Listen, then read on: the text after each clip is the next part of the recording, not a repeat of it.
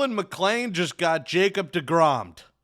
A classic dominant start where the bullpen comes in and blows it, and the offense can't hit a lick. We saw it year after year, start after start, with the Mets' former ace from years ago, and now McNeil, who was dealing through 6+ innings.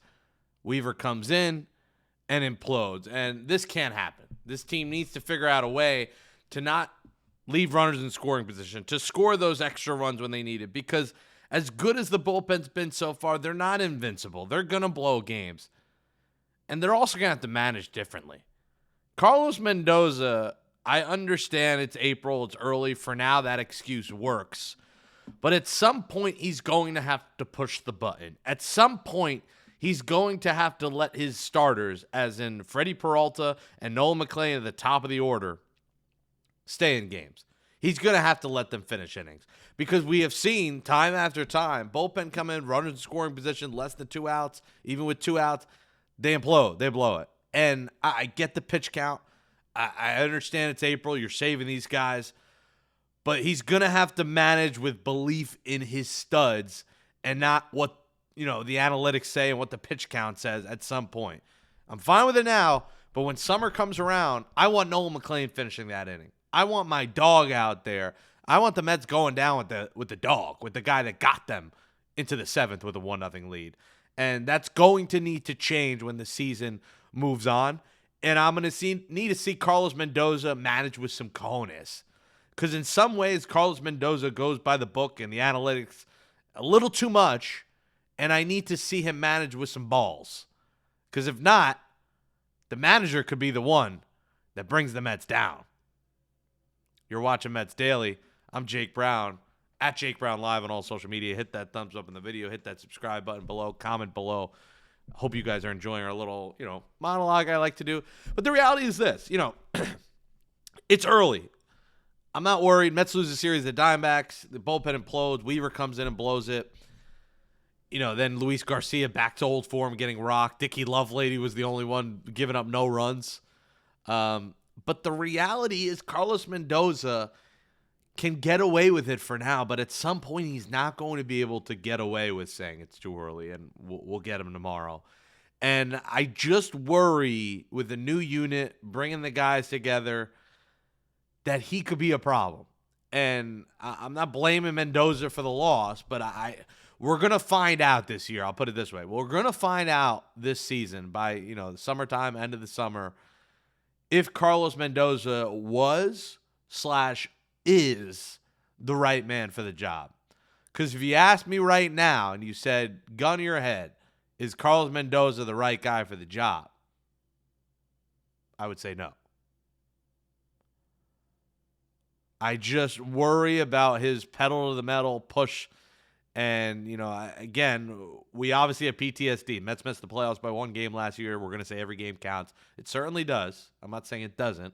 It is early. There's no panic button needed to be pushed with the Mets at 7-6. Yes, they lost a series. It happens. Arizona outplayed them. But at some point, there's going to need to be that sense of urgency from the manager. And that's going to be something I'm going to be monitoring as we monitor every day the New York Mets. Here on our show, Mets Daily, we're going to be monitoring the push to the button kind of mode from Carlos Mendoza and whether he has it.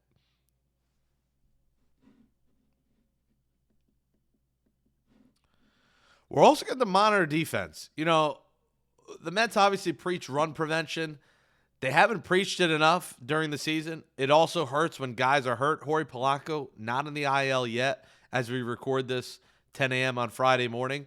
Could end up on the IL with an Achilles issue. A.J. Minter, good news is he made his first rehab appearance, scoreless appearance for Port St. Lucie. Christian Scott in AAA had a great outing. He's a name to monitor if the Mets need another arm. But good to see Minter work his way back. I expect end of April, early May. Looks like the timeline is that's when he'll be back in the Mets bullpen, and God, do they need him. But, Polanco being hurt here and having a DH is hurting the Mets defensive. We already know the situation. First base, you're playing guys who haven't played first, and Mark Vientos has actually done a decent job there. Bo Bichette's never played third. He's playing third. You you didn't expect to have to play Brett Beatty so much in right field. And with Carson Benja's struggles and inability to really hit, period, especially against left-hand pitching, you've sat Benj against lefties. You're playing Beatty against lefties, which, fine. But you're playing him in right field, and it's like you saw yesterday, maybe he gets that ball, that, took the lead against Weaver. Maybe a better right fielder gets that ball. But you can't just throw Brett Beatty anywhere and be like, go get him, kid. That's not how baseball works. So they preach run prevention, and, injuries are causing them to go outside that run prevention model because it's kind of worst case scenario here. That Mike Tauchman injury really hurt because you put Tauchman out in any outfield spot you feel comfortable. Him getting hurt a week before the year really hurt the early season Mets. They need him back. And it's weird to say they need Mike Tauchman back, but you can't keep playing Brett Beatty in right field. Brett Beatty can be an okay left fielder. He can play pretty much any infield position, but putting Brett Beatty in right field it's not the answer. Just because he played in spring there a little bit, he's not a right fielder. You can move infielders to left field. Look, Jeff McNeil did it nicely, who the Mets will talk about next. Some players have moved to left and been fine, but even that's a bit of a stretch. Brett Beatty's an infielder. He is an infielder. And I just worry with the Mets, with the injuries, that they're putting guys at different spots, that in games where the offense isn't giving them enough, defense could be what dooms them in the end. So we'll see how it all works out. Tommy Pham played his first game yesterday in the minors as he, begins his spring training.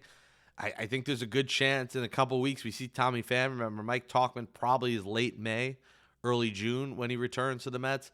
So I could see Tommy Pham here maybe May 1st if he's ready, or maybe prior. We'll see as he starts to ramp up. But would not hate Tommy Pham playing right field for me right now. And, he was the backup to the backup. He was Tauchman's kind of backup, signed on opening day. They're going to have to go to Tommy Pham at some point here. With what I'm seeing from Brett Beatty and some of the outfield defense, and with Benja's struggles, when Soto, I think when Soto's back, you might see Soto and Pham come here. And you might see Carson Benj go and somebody else. Maybe Mauricio goes down. But something's got to change here. And listen, if Polanco day in and day out, he says it feels okay some days, feels bad others, why waste the roster spot? Why have him risk long-term injury? You're just going to have to IL him. The issue is they don't have many options. Like, who's going to replace him? I guess you go Brujan, but if he's gone, you play either Young at first, you play Beatty, you play Vientos at first. You have options. It would stink. Clearly, without Polanco and without Soto, this lineup is not as good. You see how much the Mets miss Soto. I know they went 4-0 with him gone, and I've lost the last two here, but in the long run, they struggle without Juan Soto. Jeff McNeil is struggling with the Athletics, who come to Citi Field this weekend. We will be at all three, guys. So if you see us at the ballpark, let me know that you watched the show. Appreciate your support. We'll be at all three, roaming around, usually field level somewhere. So we'll be center field hanging. Tonight I'll be behind the Mets dugout area. So watch out for us this weekend. We'll be trying to get a lot of content as well. So, guys, if you want to be part of the content, let me know. We'll be getting some fan videos, interactions, food reviews. So trying to get as much content as I can over these 3 days that we can use as evergreen for the next 4 to 6 weeks while I'm not at Citi Field. Because after today, I probably won't be back at the ballpark until Subway Series next month. But looking forward to being there. And, Jeff McNeil is an interesting conundrum. Will he get cheered, when they introduce him? I think so. Jeff McNeil, I think, had a respectable Mets career. I think he kind of fell off a cliff the last couple of years. But, obviously 2022, the guy won the batting title in the year the Mets, won 100 games. So he was a big reason for the success in 2022. 2023, he had a decent season. And then 24 and 25, he just was not a good player anymore. But I think the first half of his career, he was consistently a 300 hitter. He burst out on the scene and was just getting hits. They called him Jeff McHits. 329, 318, 311. Then a down year, 251. Then the 326 year, then 270. Career 283 and 351 on base guy. McNeil, I guess the last couple of days has come around a little bit. He's up to 258, 8 for 31, so he hasn't been terrible with 2 RBIs. But I think he'll get a cheer and then get booed after that. To me, am I giving Jeff McNeil a standing ovation tonight when I'm at the ballpark? Probably not. I don't think Jeff McNeil is a standing ovation player. To me, I just think of the frustration and him throwing the helmet. I don't have that. There were some great Jeff McNeil memories, but, I don't know if they're standing ovation memories. Let me know in the comments below if you're there tonight or you're watching at home, or just if you were there. Would you give him a standing ovation? Let me know. Mets, A's, 3-game set. It'll be 7-10 tonight. It'll begin versus Clay Holmes, who has looked fantastic so far. 4 o'clock tomorrow. Lopez versus Senga. And then on Sunday at 1:40, it'll be Savali versus Peralta. Picks 11 tonight. SNY Saturday and Sunday. And it should be a fun series. A's come in at 5-7. Mets come in at 7-6. You got the Soto 40-30 bobblehead, the only promotion for the weekend. Surprised they don't do more April weekend promotions. Get people out in April. That's the time you should do them and try to reel people in when the weather's a little bit colder. But looking forward to being at Citi Field. Some things we want to try. We want to try the Adam Richmond burger. I tweeted him. He said, come on down, try it. The meatball parm burger, whatever it is. So that will definitely be getting reviewed. The French dip will likely be getting reviewed. So looking forward to giving you guys some good reviews. Follow me on all socials at Jake Brown Live for that. All right, we'll get to your couple of comments before we close out this Friday, April 10th edition of the program. Malak said absolutely right about Peterson. Michael Daughtery said 100% agree. Every game counts. Mets have lost too many seasons on the last game of the year. Pete Nieto says, I think he should get 3 more starts before pulling the plug on him as a starter and give Manaea 5 starts. Both Peterson and Manaea have whips around 1.8, so Manaea should get a short leash as well. If he doesn't work out, then maybe Myers or hopefully someone in AAA will be ready. Yeah, I think eventually Christian Scott will be the guy, and then eventually Jonah Tong. But Christian Scott, I think they view as all right, let's get him some starts for 6 to 8 weeks and then figure out where we're at. I think Christian Scott eventually will be the guy. But yeah, I mean, if you, again, piggyback. Manaea, if you want to keep it Manaea first, then Myers, or vice versa, I think that's the move. But I agree. I think David Peterson will get at least 1 more, maybe a couple more starts, and they see how he does. They're not going to cut the cord after 3 starts. That is a, I posted a video. I obviously talked about it yesterday's show, but I talked about it with the reality knowing that he's going to get at least 1 or 2 more starts.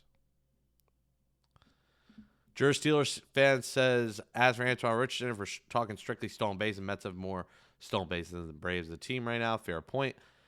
Nike Elite Gaming says, I'm still hopeful later in the season for a Tong Manaea piggyback. Feel like that could be deadly. Yeah, I mean, with the off speed that they both have, that could be a deadly combo, and I could see that happening. Not a bad point. Tong Manaea would not be bad. Again, Tong needs a couple more months, guys. He only got 2 starts in AAA last year, and then the Mets were forced to go to him. C Money says they have to try something else with Peterson. There's enough sample size now. Unsure about Manaea with the velo dip being in the rotation. Perhaps Myers time. Bullpen being helped with these multi-inning guys, though. Yeah, the depth there of the multi-inning guys has been huge, and that's what they preach. They wanted guys that can go multiple innings besides Dickie Lovelady, and that's been huge for them.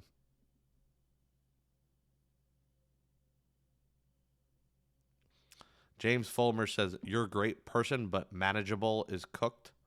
I don't really know what that means. He said, manageable is worse than Peterson by far. He should be betrayed. He washed. I don't know who you're talking about, Manaea. I think you're talking about Manaea and keep typing manageable, so maybe autocorrect did manageable, and we'll leave it on that. Carlos Mendoza, speaking of manageable, I got to see some urgency. We might not see it yet, but this season, you're on the hottest seat ever. If the Mets miss the playoffs, you are fired. So Carlos Mendoza, I got to see something from him. I got to see some fire, and eventually I got to see him trust his elite starting pitchers to finish innings. This is Mets Daily. We're back Monday. We'll see you at Citi Field. Say hi if you see me. At Jake Brown Live is where you find me, all my content. Subscribe to Mets Daily. Smash that thumbs up. Comment below, and we'll talk to you on Monday. Have a great weekend, everybody. Thanks for watching Mets Daily.